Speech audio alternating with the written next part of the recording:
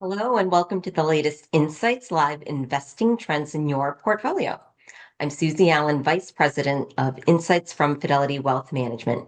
Thank you for joining us and submitting questions to help form our discussion. Now, here at Fidelity, we help clients plan for all their financial needs, and investing is a key part of planning for your future. Many of you have been wondering about a few specific areas. We'll call them investing themes: artificial intelligence, cryptocurrency, and international stocks. So today we'll dive deeply into each of these areas. I'm joined by Brian Abely, a vice president on our Fidelity Digital Asset Management team and a cryptocurrency professional. Scott McAdam, an institutional portfolio manager with Strategic Advisors, which manages many of our clients' portfolios, and Jennifer Selwood, a vice president financial consultant in Minnesota. Now, before we get going, I need to let you know that Fidelity does not give tax or legal advice, and nothing we discuss today should be interpreted as tax or legal advice. The information we are providing is going to be general in nature, and it may not apply to your situation. If you have legal or tax questions about your specific situation, we encourage you to talk to your attorney or tax professional. All right, on to the show. So let's start with a market update.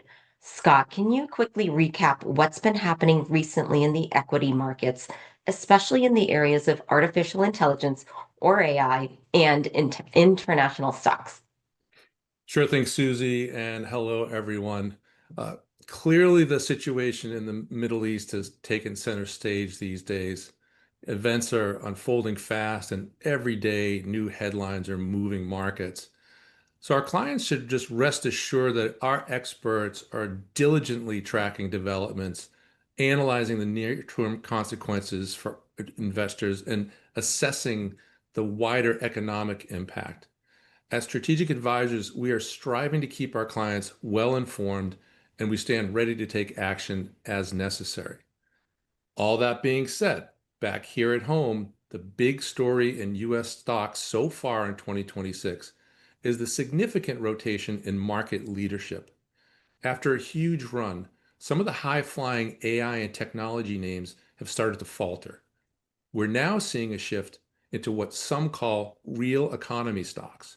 For example, companies in the energy, materials, and consumer staples sectors are off to a good start so far this year. Now, that doesn't mean that the AI theme is over. Far from it. The massive AI-driven spending boom continues to be a primary growth engine of US corporate profitability and earnings.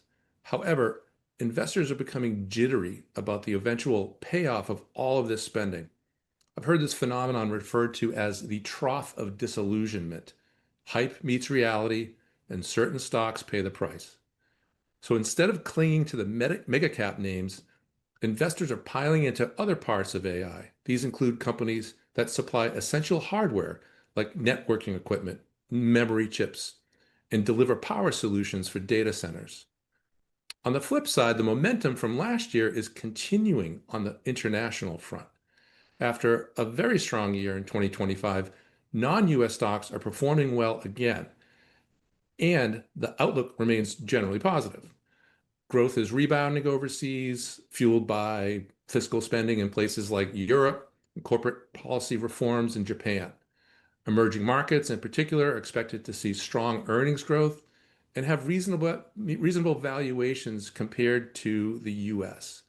On top of all that, we're seeing a continued softening trend in the dollar, which could boost returns. So, big picture, stock returns are broadening out, which potentially enhances the benefits of diversification. All right, Scott, thank you for that overview. Jen, welcome back. And now, considering current market conditions, is this a good time to invest? Well, this is a question that is very top of mind, and not surprisingly, I constantly get asked if we're at an all-time high. But I don't have a crystal ball. That being said, the market is not like gravity, meaning just because it's up does not mean it's going to come crumbling down.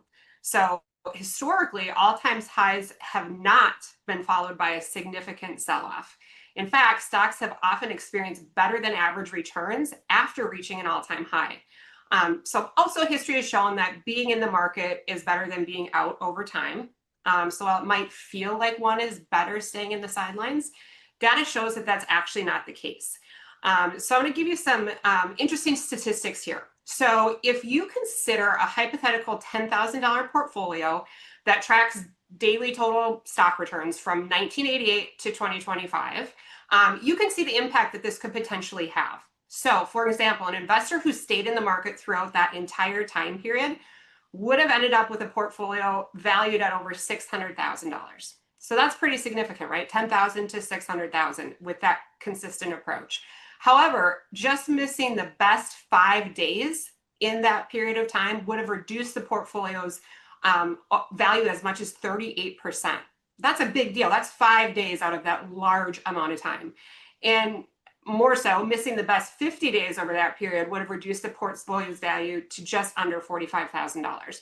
So this is a real-time example of just how important it is to get in the market and stay in the market. And I can pepper you with stats like this all day long, just showing the importance of getting and staying in the market. But I also know that we're humans. And as we know, money is a very psychological part of our lives, right? So that's why it's important to have an implemented financial plan in place to avoid the human emotional reactions that could negatively impact the overall health of our financial plan. So you're going to hear me say this ad nauseum today. Very important to have a financial plan and get that plan implemented. Jen, thank you for that. And it is easy to let our emotions get the best of us at times. You know, Scott, bringing back in here, you had talked a little bit about things that are going on geopolitically. So would love to hear a bit more about any concerns you have about geopolitical risk. Yeah, talk about emotionally triggering, right? But yeah, geopolitical issues, without a doubt, one of the most important questions for any investor today.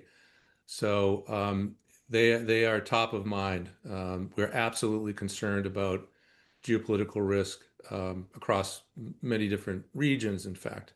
And it's interesting because after decades of relative global calm, we've decisively entered a new era where geopolitics is no longer just background noise. It is a driver of market outcomes. The world today looks fundamentally different from just a few weeks ago, never mind a few years ago. And away from the military actions, not just us, we're seeing a major shift away from globalization and toward more fragmented and competitive environments.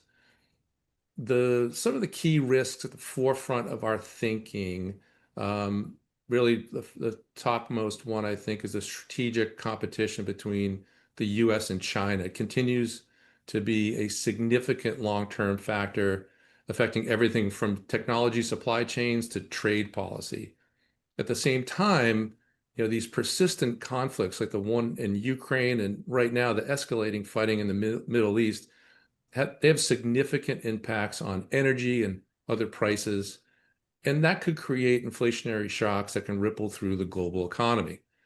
These events, they fuel volatility, and that could disrupt economic stability.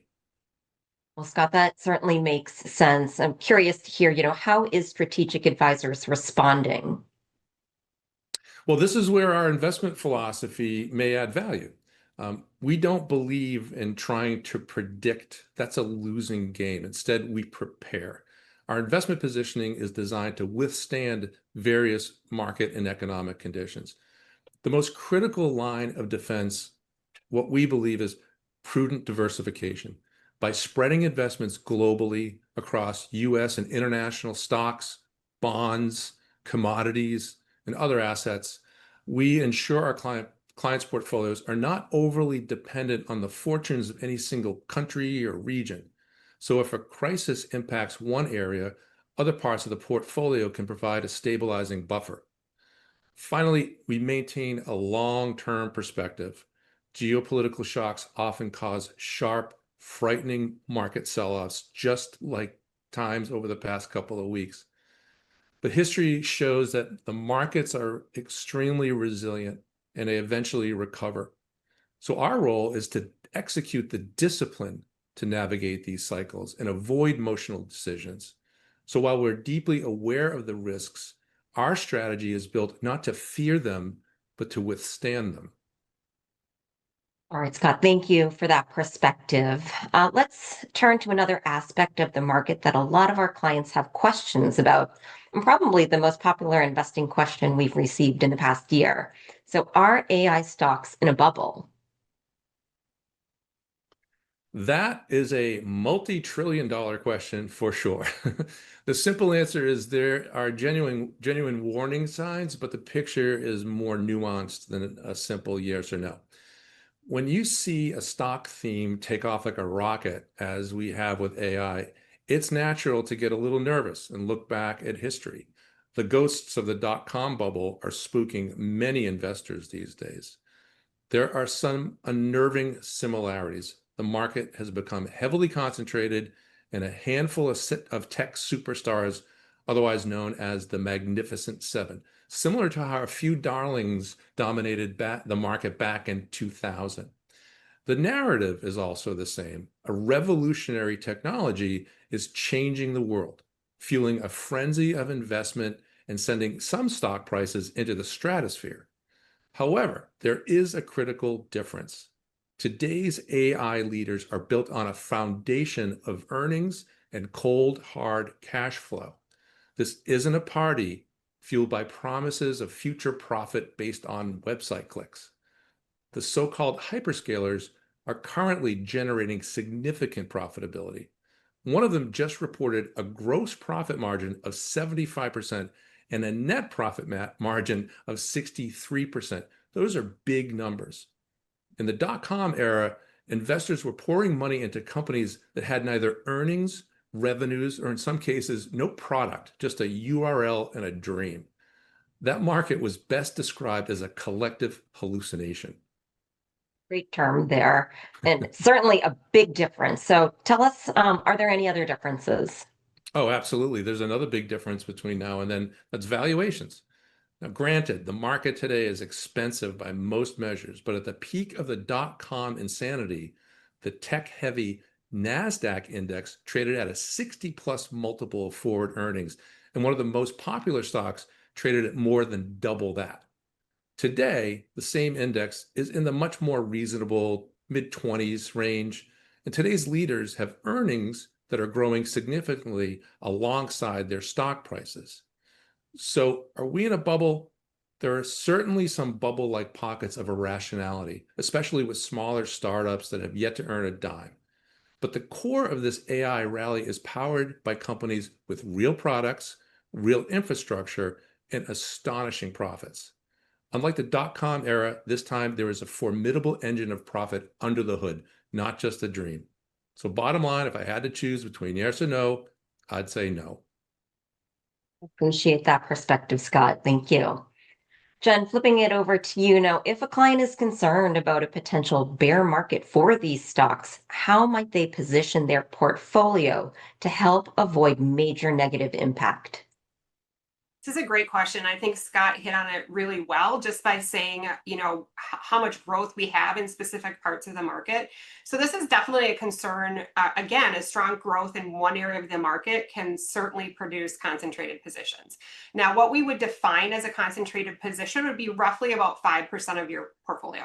So we see this a lot. I work in Minneapolis. We've got a lot of big companies here, and I work with a lot of executives at those companies.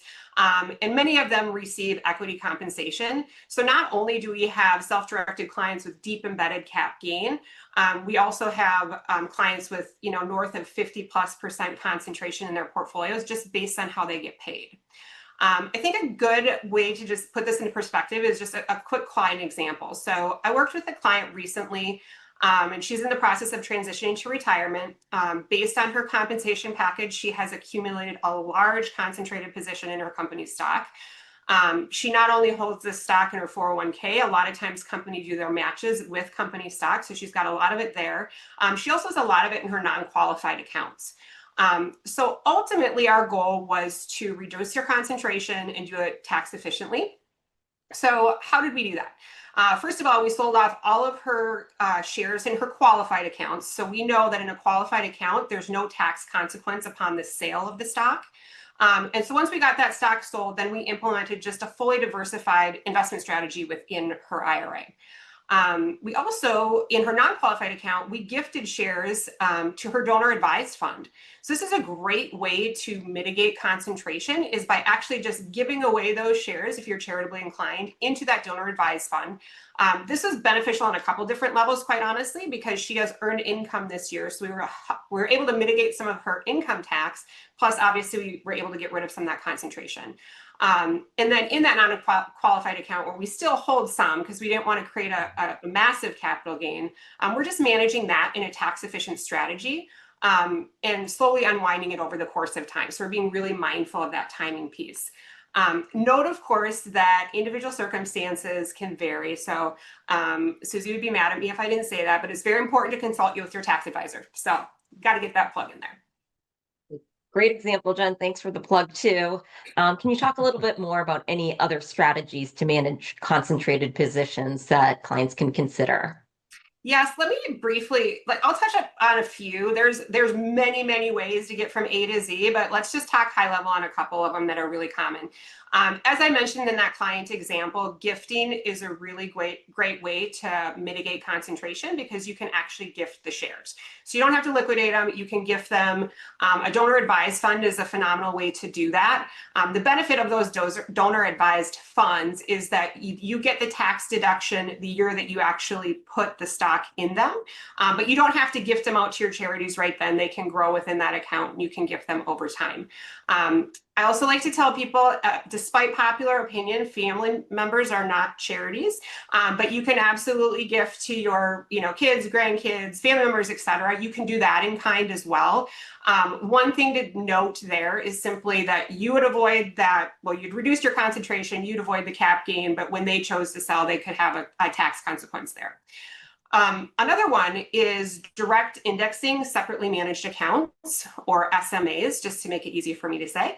A direct index SMA can offer the diversification that comes with investing in an entire index, but because you own the actual underlying individual securities directly, our management team can proactively harvest tax losses when we see some volatility or have some down market. So that's a really tax efficient way to get rid of that concentration as well.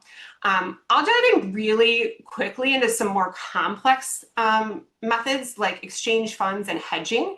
An exchange fund is a pooled investment. It's structured in a partnership that allows participants to contribute their concentrated positions in kind. So again, we're not selling them. So we give them in kind to the fund to create a diversified portfolio, which each participant then receives a proportional share of the overall fund. Since the shares are not being sold, again, this does not trigger a capital gain event when you participate in this type of investment strategy. Also, another really common one is hedging. So there's many ways that we can use options contracts to help hedge against concentrated positions. These can become rather complex rather quickly and could potentially add tax consequence and significant risk to the portfolio. So it's really important in this space to understand if and how they work within one's plan. Jen, well, that was amazing speed round on concentrated positions, and we have resources available for clients if they're interested to learn more. So Scott, back to you with another question we received from a client. Now, does AI have the potential to shift the job market and therefore negatively impact the economy? Yeah, that's an insightful question. And it's actually a question that is one of the most consequential that we're facing in our time. The straightforward answer is yes. AI has the potential to reshape the global job market. But like any transformational technology, the story is deeply complicated. Let's start with what we know. There's no sugarcoating the fact that some jobs, particularly those involving repetitive information-based tasks, are in the direct line of fire. Roles in data entry, some legal and medical work, even entry-level coding are being automated right now. The white-collar world, which largely assumed it was safe from automation, is discovering that assumption was wrong.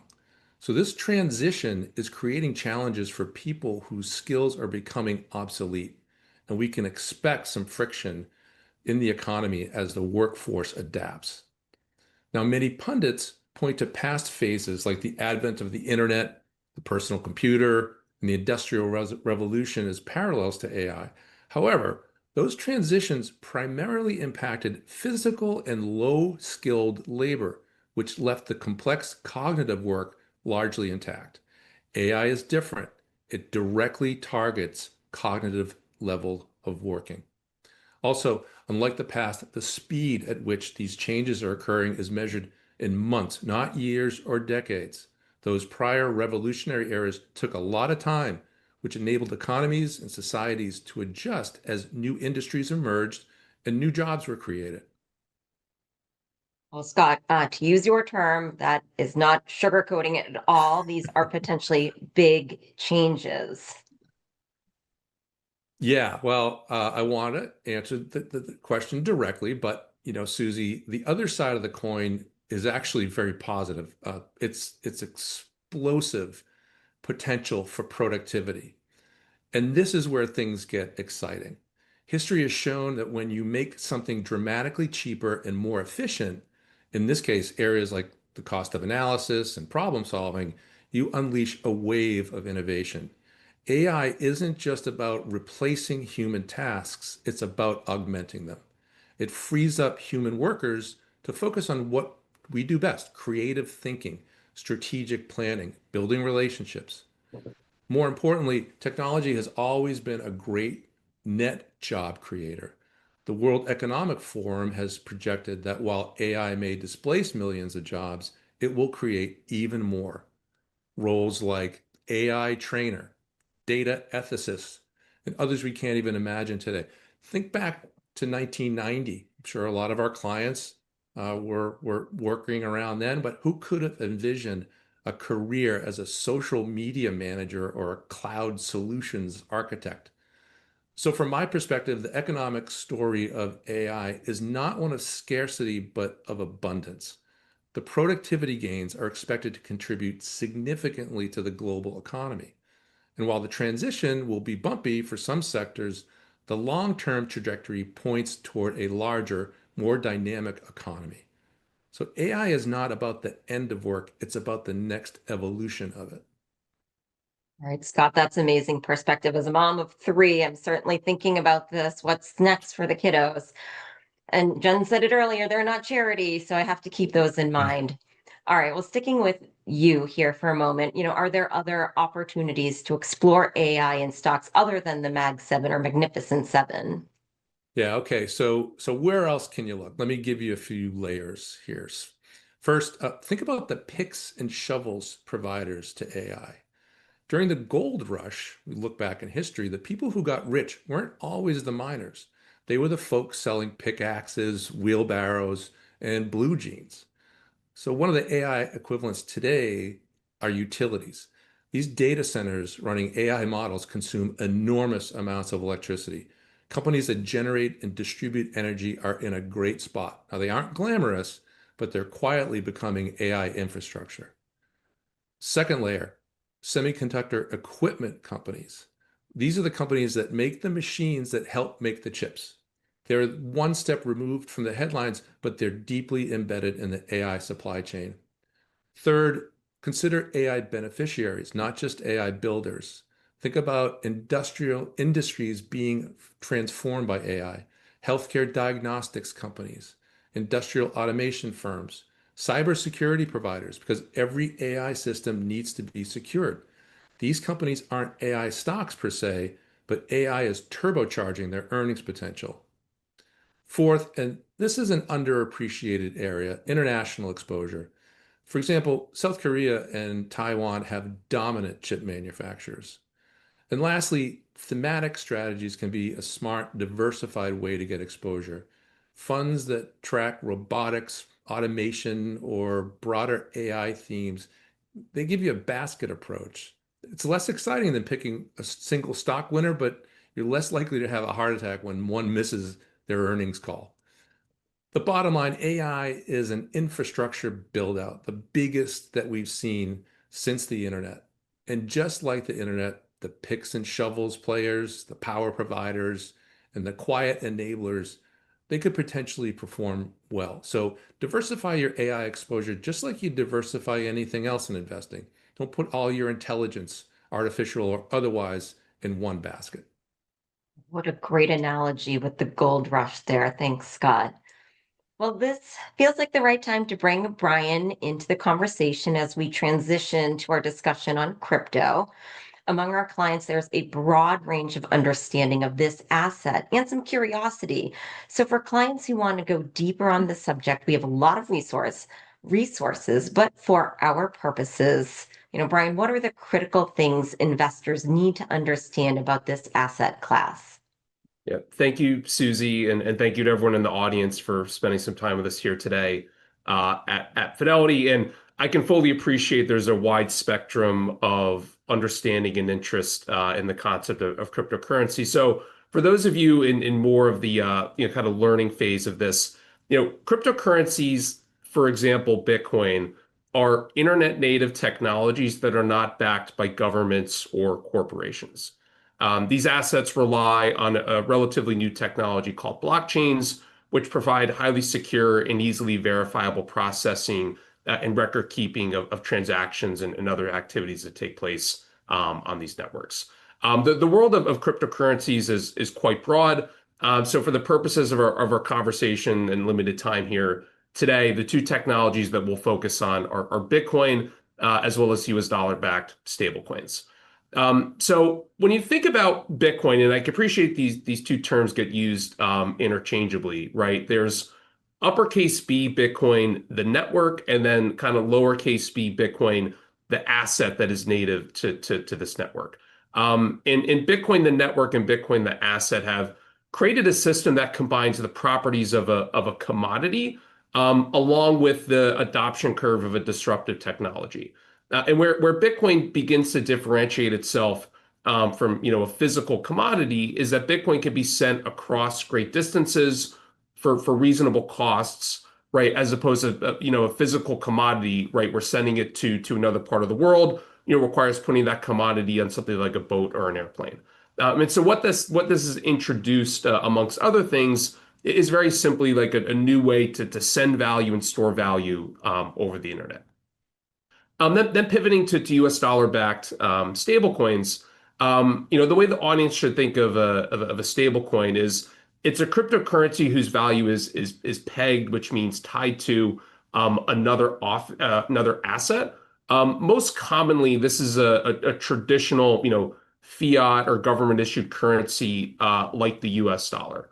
The most popular stablecoins that we see today are fully reserved, right? Meaning the peg to that $1 is maintained by holding reserves of US dollars, US government issued securities, or things like repurchase agreements. And again, the way the audience on this call should think of US dollar-backed stablecoins is that, there are new technology for digital dollar payments that, we think will be increasingly utilized in the years ahead by traditional financial institutions like a Fidelity. Brian, that's super helpful there. Wondering why do these digital coins have value? In other words, what's the case for crypto as an investment? For the most part, Susie, right, the supply and demand drives most of the value for crypto assets like a Bitcoin. And again, this is different from traditional assets like stocks or bonds, where the values are largely derived from the expectations around future cash flows, right? So going back to Bitcoin, right? So an asset like Bitcoin on the supply side, right? There is a predictable, proven, limited supply of those lowercase b Bitcoins, right? And that is enforced by the code and system of governance on that uppercase b Bitcoin network, kind of going back to the slide we had up earlier in our conversation. And since we all live in a world, right, where your local currency, inflates or loses value in real terms over time, investors have always sought out assets that have the potential to grow and preserve their purchasing power on a long-term horizon. And then on the demand side, right, in recent years, there's been a tremendous improvement in the services made available to investors of all sizes or sophistication levels, right, to access assets like Bitcoin, but which could potentially influence Bitcoin's network effects over time. But it's very important to remember that while the supply of Bitcoins, that are issued and exist, again, these are the lowercase b Bitcoins on the uppercase b Bitcoin network, those are fixed and predictable. There are fluctuations in the demand for Bitcoin, as well as the amount of lowercase b Bitcoins that are available for sale from existing holders, right? And then that's what contributes to Bitcoin's price volatility that we all readily observed in the markets on a daily basis. For most investors who have bought Bitcoin, what they would likely cite as the most obvious utility is that the price of Bitcoin has increased over time or over its history. And again, with the supply demand dynamics that I cited earlier, right, there are some valid reasons for an investor to think that could potentially continue. However, what's really interesting about, again, that uppercase B Bitcoin network is that it's a technology that kind of combines together properties we've encountered in other assets and technologies in a unique way, right? So you have an asset, again, those lowercase b Bitcoins with a finite supply, similar to a commodity, something like a gold or another precious metal. But again, this technology is digital, right? Which means it can be sent across long distances in large sums for pretty reasonable costs.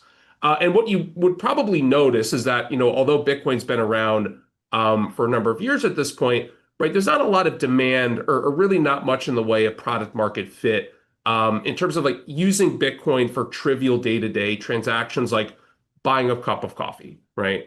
But what we think is that the network offers a lot of potential as like a long-range settlement network.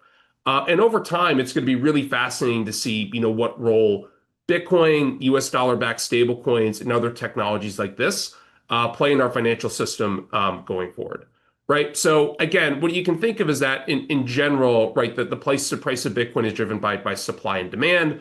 The supply is known and fixed, but the marginal supply is subject to fluctuation. The demand is often driven by macroeconomic or government policies, which impact liquidity conditions in the market and influence the kind of the marginal demand for Bitcoin.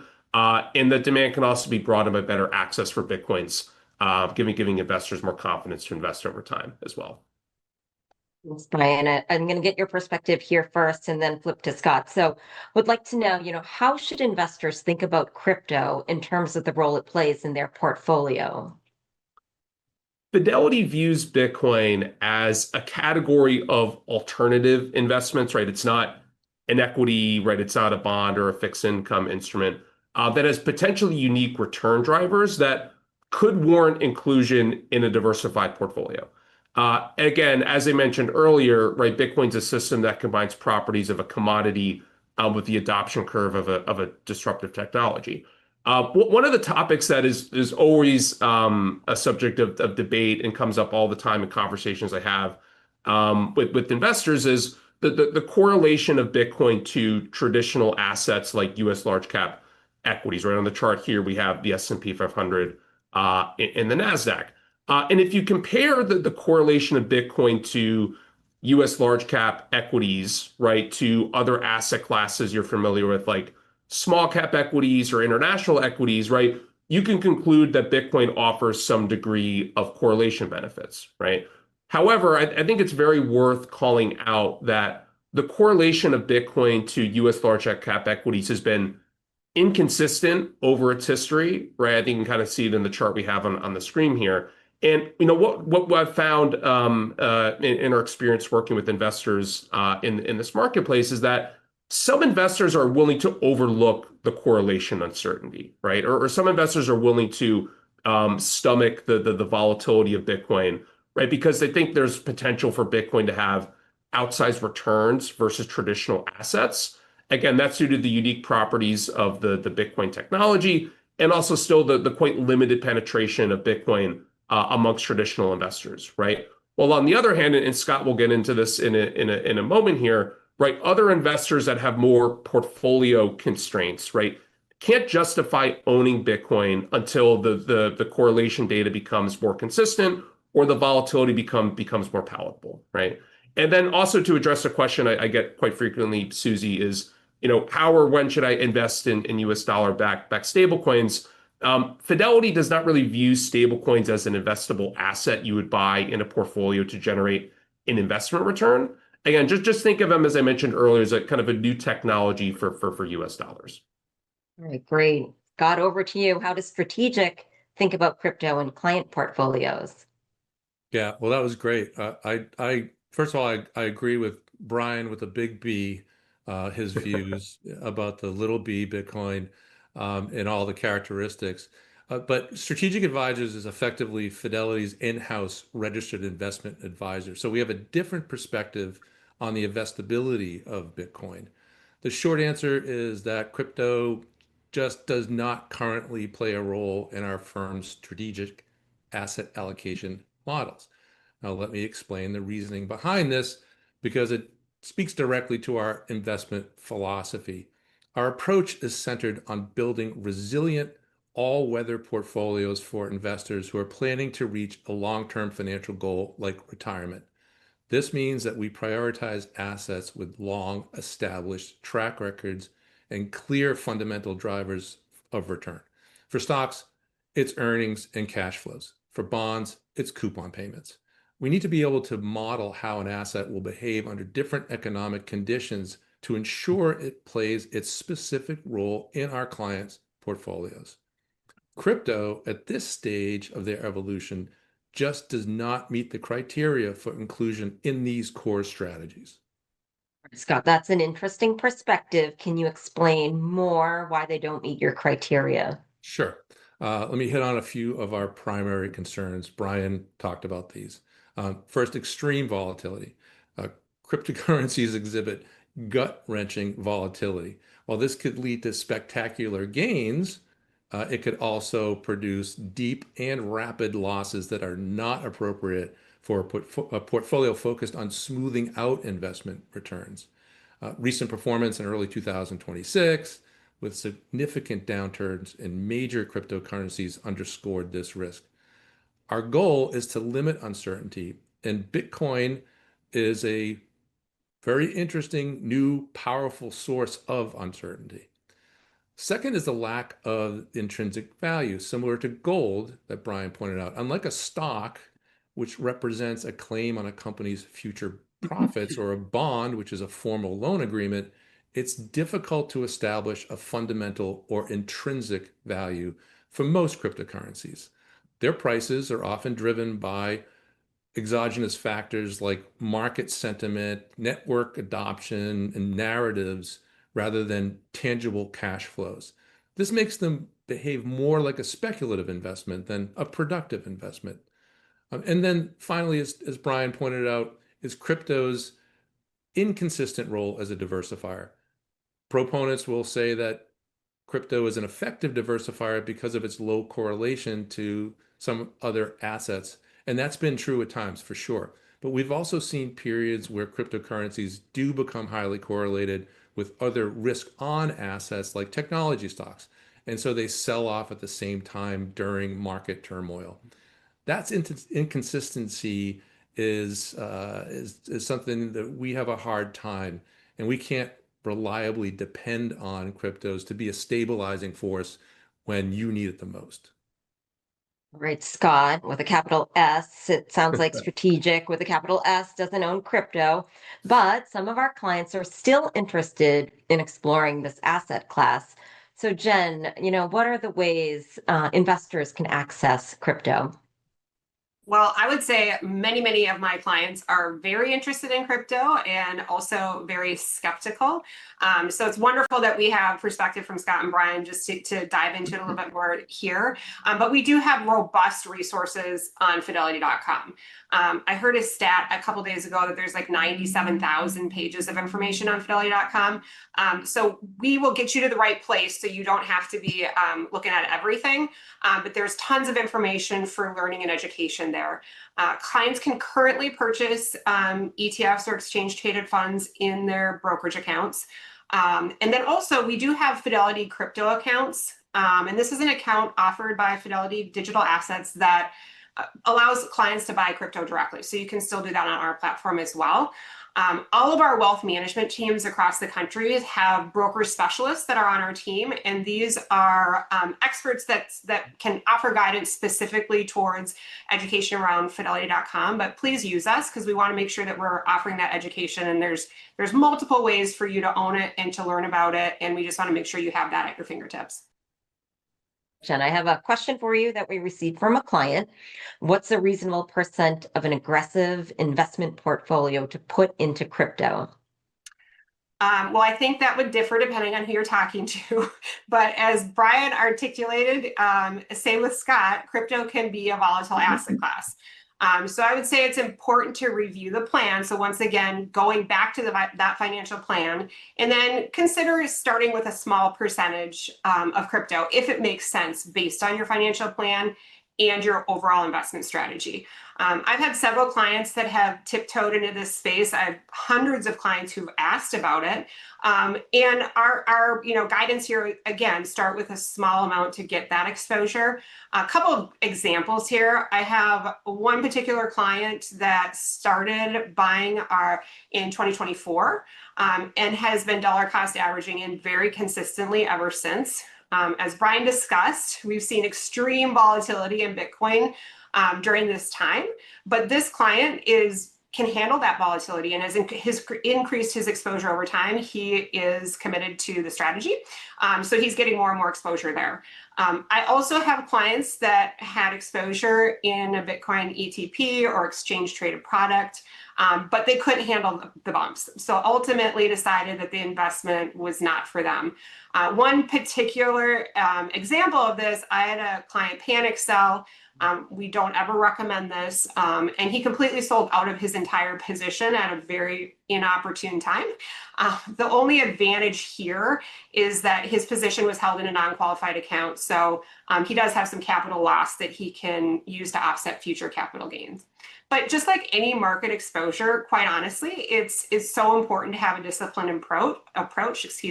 So if client is wanting to add crypto exposure, we encourage starting small and also having the discipline to stay invested for the long term as well. So clients should only invest in an amount that they are willing to lose just based on the volatility that we're currently seeing with it. Well, you've been talking a lot about volatility. Brian, many of our clients know that the price of crypto has been down recently. So what's the outlook now? Yeah, it's certainly been topical and coming up in all of my conversations, Susie. So Bitcoin made a new all-time high of around $125,000 per Bitcoin in early October of 2025. Since then has sold off to as low as $60,000 or so in February of 2026. So certainly a pretty noteworthy drawdown in the price of Bitcoin. There are a number of data points and indicators that we monitor at Fidelity Digital Asset Management that indicate the 60,000 or so level observed in February could potentially be the low or near the low for Bitcoin.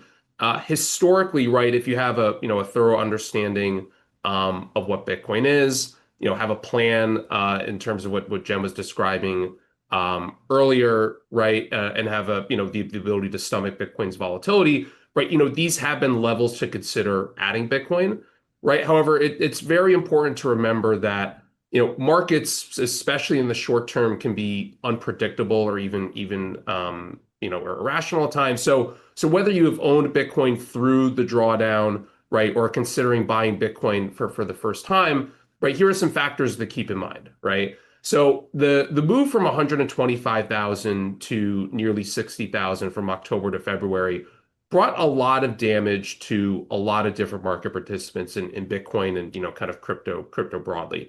And while the move from 125,000 to 60,000 felt quite quick, right, the recoveries from these types of drawdowns take time, right? And it's going to take a while for Bitcoin to find its footing. Should there be further escalation in the Iran conflict, which Scott was discussing earlier, weak economic data, right, that could cause, a weakness in public equities or some, unknown event or unknown risk, right, that could potentially impact the price of Bitcoin. And then finally, like investors, whether seasoned or new, right, should first ensure they have, a thorough understanding of what Bitcoin is and what Bitcoin isn't, right? Have realistic expectations, around the role that Bitcoin can play in their portfolio, or being thoughtful, around the position sizing of your investment, and finally, working, with Jen and her team to have a plan and ensure that the position investment is aligned with their financial objectives and their broader plan as well. Well said, Brian. We are running short on time, so I'd like to shift gears and get to our third theme, which is international. So, Scott, you mentioned earlier that international stocks had a strong year in 2025. But what about now? What is your outlook there? Sure, it's a question that I get asked a lot, and after the great year that we saw last year in 2025, we still think that there's a lot of meat left on the bone, and so we do support positions in keeping evergreen exposure to international stocks. And so there are basically three reasons right now that we can point to that as an argument. First, are valuations. U.S. valuations are relatively high, and international stocks are on sale versus U.S. valuations. So by using that lower entry point, it could potentially set up for a good outcome, just given the fact that these stocks are historically cheap versus the United States. Second are valuations. We do think that valuations will continue to grow. I'm sorry, earnings will continue to grow overseas as well as the United States. U.S. has got very solid earnings growth, but we do see significant earnings growth happening overseas, not only in Europe, but in the Far East. And certainly we've got reasons behind that.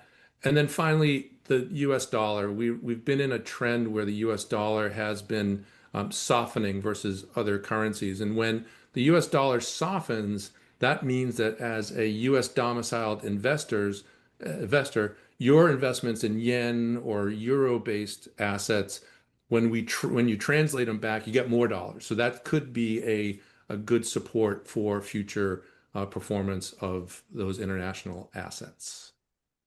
So it sounds like there are several tailwinds. Where are you actually seeing this in practice? Yeah, all over the place. But to give you a couple of examples, in Europe, is increased fiscal spending, particularly in Germany, on infrastructure spending and defense. And then you can look over in Japan.